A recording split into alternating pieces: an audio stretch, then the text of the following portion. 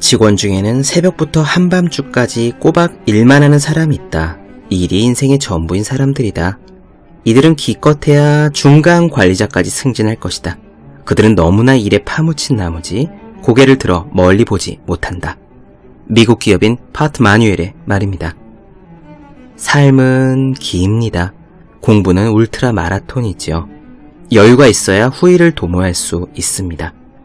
3M이 세계적인 기업이 될 수 있었던 이유는 업무 시간의 15%를 자유롭게 쓰도록 허락하는 회사 규정 덕분이었습니다. 이른바 15% 룰.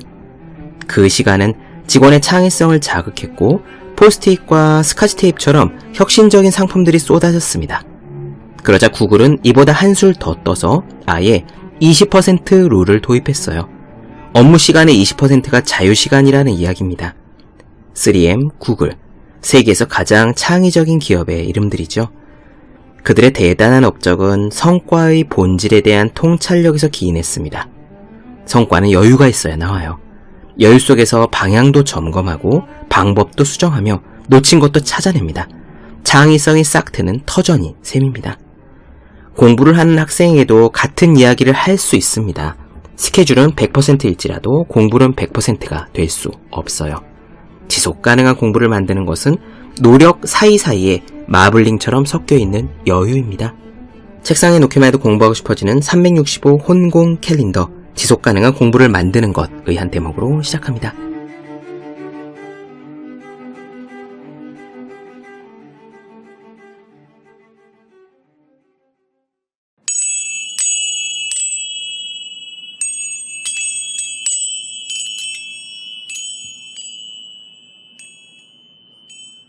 네, 안녕하세요. 본격 공부작업 팟캐스트 서울대는 어떻게 공부하는가 한지우입니다. 우린 지금 이국종 선생님의 골든아워 보고 있습니다. 제가 고등학교 때 수시모집 대학 입시 원서를 쓸 때요. 이 전공을 지원하게 된 계기를 최대한 인상적으로 쓰려고 노력했던 기억이 납니다. 거의 모든 설명서들이 모범 예시에서 그렇게 쓰고 있었거든요. 우리에게는 운명의 수레바퀴라고도 부를 수 있는 압도적인 사건이 일어나서 우리를 한 바퀴 휘감고 나야 거의 죽었다 살아난 사람처럼 완전히 다른 내가 돼서 삶을 충실하게 살게 된다는 일종의 신화 같은 것이 있는지도 모릅니다. 그래서 어떤 대단한 업적을 이룬 사람들을 볼 때 그 일의 시작에는 드라마틱한 계기가 있을 거라 생각하고 그것을 찾아 이야기하기를 좋아하죠. 저도 이국종 선생님처럼 정말로 어려운 길을, 어려운 삶을 산 사람의 이야기를 듣고 싶었습니다. 그 시작 부분을요. 그 시작에 도대체 어떤 계기가 있었길래 험난한 길을 포기도 않고 갔을까 궁금했습니다. 왜 그런 생각이 드는지 모르겠어요. 평범한 삶을 사는 우리들은 그런 운명처럼 커다란 계기를 만나지 못했기 때문에 이렇게 살고 있는 거라 자위를 하고 싶은 것인지, 아니면 그저 스토리를 좋아하는 우리의 뇌가 그런 드라마틱한 오프닝을 들을 때 쾌감을 느끼는 건지는 모르겠습니다. 하지만요, 골든아워에서 이국종 선생님의 이야기는 달랐습니다. 전공이 그 분야도 아니었어요. 1990년대 말 IMF 경제 위기가 왔고 원래 평범한 간담 최외과를 마치고 일자리를 구하려는 즈음에 갈 곳이 없었답니다. 새로 신설된 과인데 한번 가볼래? 라는 제안에서 밥벌이를 하기 위해 간 곳이 중증 외상 외과였습니다. 우리들이 어느 날 갑자기 신사업팀에 발령이 나거나 지인의 소개로 아는 사람 회사에 취직한 것이나 별반 차이가 없었습니다.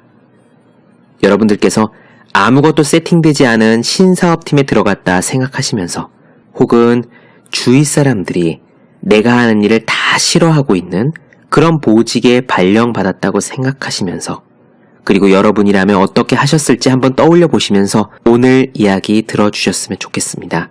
그럼 시작할게요.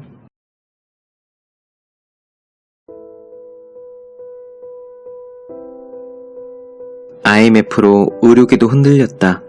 아주대학병원의 모기업인 대우그룹이 해체됐다. 살아남기 위한 수싸움이 안팎으로 벌어졌다. 그 사이에서 누군가는 잘려나가고 누군가는 버텨냈으며 능력 있는 많은 이들이 떠나갔다. 나는 그 시절에 외과 전공의를 마치고 연구 강사가 되었다. 지도교수였던 외과 과장이 나를 불러서 병원 내 신설되는 분야인 외상외과를 권했다. 외상외과가 무엇인지도 모르고 일단 과장의 권유에 따랐다. 큰 수술은 성취감이 컸고 학생을 가르치면서 공부도 계속할 수 있다는 건 좋은 일이었다. 나는 그저 살아남기 위해 외상외과를 선택했다. 한일 월드컵에서 대한민국이 4강에 올라 온 나라가 축제 분위기일 때였고 서해상 NLL에서 대한민국 해군 대위 윤영아 정장이 지휘하던 참수리 고속정이 북한의 조준 사격을 받아 사투 끝에 6명이 전사하고 침몰했던 2002년이었다. 그의 육지는 붉은 악마들의 함성으로 가득 찼고 바다는 군인들의 피로 붉게 물들었으며 전임 강사 임용을 받은 나는 병원 밖으로 나가지 못한 채 밤이면 밤마다 붉은 피에 젖었다. 외상외과는 원시시대부터 시작된 외과의 가장 초기 모습으로서 외과 전체의 뿌리이기도 했으나 국내 의학계에서는 별다른 진전이 없이 지지부진했다. 외상외과를 이야기할 때마다 나는 길게 설명해야 했다. 이 분과는 한국 의료계 내에서 존재 자체가 없었다. 실전에 투입되어 수많은 중증외상 환자를 치료해온 주한 미군의 군의관들만이 외상외과 의사가 무엇을 하는 사람인지 묻지 않았다. 외상이 몸에 가해진 물리적 충격에 의해 손상된 모든 것을 의미할 때 중증 외상은 생명이 위독할 수 있는 외상으로 반드시 수술적 치료가 필요한 상태를 뜻했다. 어딘가에 부딪히고 깔리거나 떨어져서 혹은 무엇인가에 관통당해 사지와 뼈들이 으스러지고 장기가 터져나가는 경우들이다. 이때 환자는 오래 버티지 못한다. 헬리콥터를 이용해서라도 이송은 신속해야 하고 이송 중에 적절한 처치가 이루어져야 하며 최종 치료를 담당할 의료기관에 도달해야 한다. 그것이 중증외과 환자들에 대한 치료 원칙이다. 한국에서 이것을 가장 잘 아는 사람들은 현장의 의사가 아니라 의과대학 학생들이다. 외상외과에 대한 교육이 제대로 이루어졌기 때문이 아니라 원칙적이고 쉬운 문제이기 때문이다. 그러나 의사 자격시험을 볼 때 90% 이상의 정답률을 보이는 기본적인 외상 환자 치료 원칙은 현장에서 뒤틀렸다. 수술할 의사는 없고 마취과 의사와 수술방을 확보하기 어려우며 중환자실 자리는 언제나 부족했다. 나의 일은 수많은 블록들 사이에서 맞는 조합 하나를 찾아내는 것과 같았다. 이것이 가능하면 저것이 불가했고 저쪽에서 합하면 이쪽에서 불합했다. 대형병원 응급실에 실려온 중증외상 환자들은 죽어나가거나 다른 병원으로 전원되었다.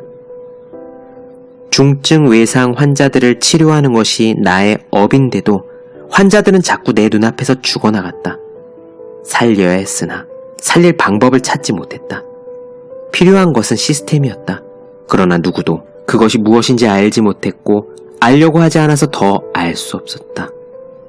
서울 아산병원 임경수 교수가 미국 교포 출신 한 외상외과 의사가 3년 동안 만들어 놓았던 진료 기록을 내밀었다. 나는 무슨 화석을 보는 것 같았다. 그 의사는 한국의 외상외과를 정착시킬 수 없다고 판단하고 떠났다고 했다. 나조차 한국의 현실이 지겹도록 비루하다고 느끼기까지 오래 걸리지 않았다. 나는 방도를 찾아야 했다. 우선 UC 샌디에이고 외상센터에서 단기 연수를 받기로 했다. 그곳에서 출근 첫날 지급받은 페이저가 날카롭게 울었다. 센터의 오퍼레이터가 의료진에게 보낸 메시지였다. 환자는 심폐소생술이 필요한 상황이며 헬리콥터로 15분 내 센터에 도착, 응급실을 거치지 않고 곧장 수술방으로 올라와 수술적 치료가 시작될 것을 뜻했다. 외과 수석 전공의 데이니가 환자는 공사장에서 추락했고 개용술을 통해서 심장 마사지를 해야 할 정도로 상태가 심각하다고 설명했다. 곧 헬리콥터가 도착했다는 소식이 들렸다. 환자의 심장은 이미 멈춰 있다고 했다. 이동용 침대가 복도를 가로지르는 두다다다 소리가 수술방까지 울렸다. 헬리콥터 착륙장에 올라갔던 외과 전공의 우탐이 환자 위에 뛰어올라가 심폐소생술을 하는 상태 그대로 침대가 밀려 들어왔다. 보텐자 교수가 우탐과 의식 없는 환자 위로 소독약 베타딘 2병을 통째로 뒤집어 쏟아부었다. 한국에서는 소독약 비용까지도 쥐어짜듯이 아껴서 운영해야 하므로 베타딘 2통을 한꺼번에 쏟아붓는 일은 극히 드물다. 소독약을 솜에 묻혀서 환부를 닦는 게 고작이었다. 우탐이 환자에서 내려오자 포텐자 교수는 곧장 칼을 들고 환자의 가슴을 수평으로 열었다. 폐하고 심장이 드러났다. 스테인리스 강으로 만들어진 스프레더가 환자의 늑골을 벌렸다. 보텐자 교수는 익숙하게 환자의 심장 부위까지 절개해서 들어갔다. 옆에 있던 데니가 심장을 양손으로 직접 붙잡아서 마사지했다. 이 모든 일이 3분이 채 되지 않는 시간 안에 이루어졌다. 혈액과 수액을 환자에게 쏟아부었다. 환자의 심장이 곧 떨려왔다. 한국에서는 심장 수술할 때나 쓰는 심장 제세동기가 이미 환자 옆에 준비되어 있었다. 보텐자 교수가 직접 제세동을 시도했고 환자의 심장이 곧 다시 뛰기 시작했다. 이어 환자의 몸이 개복됐다. 열린 복벽 사이로 피가 뿜어져 올라와 사방으로 튀었으나 누구도 물러서지 않았다. 수술창과 수술 범위는 몹시 컸다. 수술방에 긴장감이 돌았으나 당황하는 사람은 없었다. 일사천리로 진행되는 수술은 충격적이었다. 첫날부터 모든 것이 압도적이었다. 환자가 헬리콥터로 빠르게 이송됐고 수술 준비와 진행은 완벽했으며 지원은 아낌없었다. 모든 것이 원칙에서 벗어나지 않았다. 교과서에서나 볼 수 있던 중증 외상 환자 수술 치료의 정석이 눈앞에서 이루어지던 순간 나는 전율했다. 환자를 헬리콥터로 이송하는 것이나 의료진이 헬리콥터에 탑승하는 것은 한국에서라면 상상조차 할 수 없었을 것이다. 방금 전 수술한 환자도 한국이었다면 앰뷸런스로 이송되었을 것이고 병원에 도착하기 전에 이미 사망했을 것이다. 나는 수술을 마친 포텐자 교수에게 위험을 무릅쓰고 헬리콥터로 현장에 출동하는 의사들에 대해 물었다. 그의 답은 선명했다. 네가 환자에게 가까이 접근할수록 환자를 살릴 기회가 많아질 거야. 인간의 몸에 도는 피는 체중의 5%에 불과하고 그중 절반을 쏟아내면 죽는다. 2리터에 불과한 피는 몸에서 순식간에 빠져나간다. 대량의 피를 쏟아내는 중증 외상 환자는 앰뷸런스 안에서 오래 버티지 못한다. 앰뷸런스엔 대부분 인턴이나 아래 연차의 수련이들이 올라탄다. 숙련된 의사들이 탑승한다고 해도 상황은 나아지지 않는다. 달릴 때 진동이 심한 앰뷸런스 자동차 안에서는 의사는 환자 진료는커녕 자신의 몸조차 가눌 수 없다. 외상센터에서 전문 의료진이 헬리콥터에 오르는 것은 그 때문이다. 한국의 환자 이송 시간은 평균 4시간으로 제2차 세계대전 당시 미군의 전투 지역과 다르지 않다. 21세기 대한민국의 현실은 1940년대에 머물러 있었다. 모든 순간이 경이로워서 자는 시간조차 아까웠다. 센터에서 이루어지는 모든 것들을 깊이 새겼다. 그 안에서 환자들이 살아서 돌아갔다. 이 시스템을 한국에 도입해야겠다. 나는 그렇게 생각했다. 그러나 한국에 돌아온 뒤의 주위 반응은 이랬다. 여기가 미국인 줄 알아? 한국에는 한국만의 질서가 존재했다. 기껏 찾은 답은 쓸 수 없었고 현실적인 난관을 피할 수 없었다. 외상외과를 하면 할수록 선진국과 한국의 간극을 절감했다. 한국에서 선진국 수준의 중증 외상 의료 시스템을 제대로 만들려면 선진국 모델을 근간으로 삼아 그대로 가져와야 했다. 인력 구성에서부터 외상센터 건물의 동선 배치에 이르기까지 그대로 따라가야 한다. 여기에 한국적 모델이랍시고 무언가를 추구하며 사족이 끼어드는 순간 이 배는 산으로 갈 것이다. 타협할 수 없는 조건이었다. 나는 현실에서 극심하게 부딪히면서도 좀처럼 그 생각은 바꿀 수 없었다.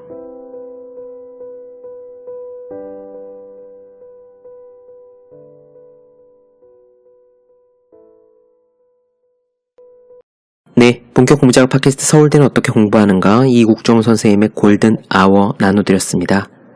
더 많은 이야기 궁금하신 분들, 질문사항 있으신 분들은 제 유튜브 채널 서울대는 어떻게 공부하는가, 네이버 블로그 생의 즐거운 편지, 다음 카카오 브런치 한줄 브런치, 인스타그램 해시태그 서울대는 어떻게 공부하는가 검색해주시면 좋겠습니다. 또 매일매일 공부하시는 분들, 여러분 주위에 매일매일 공부하시는 그분들을 위해서요, 학생, 수험생, 취준생, 직장인 등 공부하는 모든 분들에게 어떻게 공부하는 것이 효율적인지 설명한 혼자 하는 공부의 정석, 그리고 책상에 올려두기만 해도 공부하고 싶어지는 365 홍콩 캘린더, 아직 읽지 않으셨다면 꼭 한번 읽어보도록 하셨으면 좋겠습니다. 분명 도움이 되실 거예요. 그럼 오늘은 여기까지 하겠습니다. 전 다음 시간에 뵐게요. 여러분 모두 열심히 공부하십시오. 저도 열심히 하겠습니다.